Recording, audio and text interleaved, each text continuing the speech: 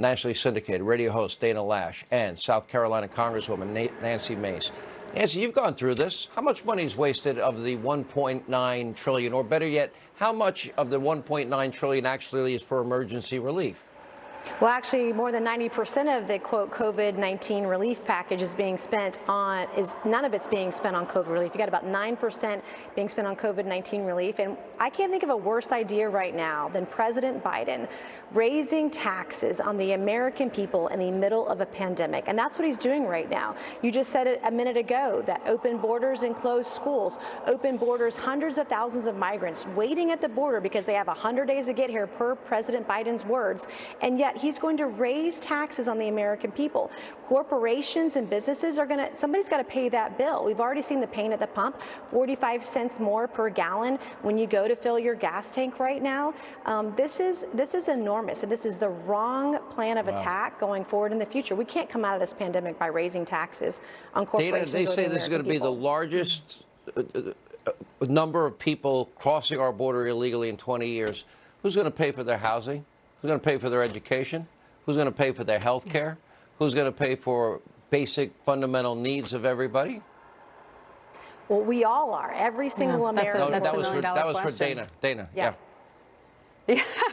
No, Sean, you're right. And that's the million-dollar question. It's an insane proposal to think that what we're still dealing with the aftermath of a national lockdown where we had the government essentially carry out eminent domain over the ability to engage in commerce. Gas prices are creeping up. What is it? Some sectors of the border, they see over 700% increase in people coming across. I was speaking with Chad Wolf earlier today, and he said something like it's 6 to 7 times the number of illegal entrants and those crossing the border, 6 to 7 times what it was even during Barack Obama's peak during his administration. So yeah, this is the best time to just throw together one of the biggest tax hikes in the past 30 years. And the people who, and I think, Sean, you made a great point when you're talking about the corporate tax rate. Do people not understand that when the corporate tax rate is a cost that's directly transferred to the American people, the middle class is going to be paying a huge price on this? Everyone should just go ahead and send those $1,400 checks back. Just send it right back to the Department of Treasury, because you're essentially going to be doing that with your taxes. And last point,